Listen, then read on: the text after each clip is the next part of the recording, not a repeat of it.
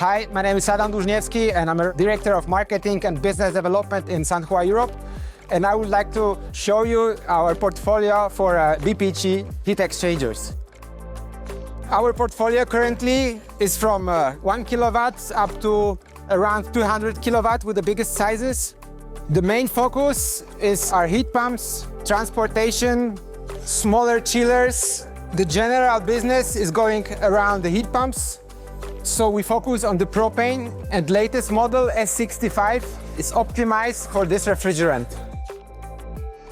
Optimization means it has a new asymmetrical design which is decreasing the internal volume on the refrigerant side, still keeping very low pressure drop on the water side.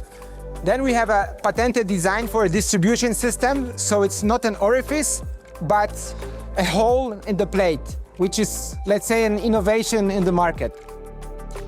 We have also the smaller sizes for heat pump business, like S40, and the very more models for economizer system. In next year, we are focusing on the bigger sizes with a dual circuit for refrigeration and also water-to-water systems for data center.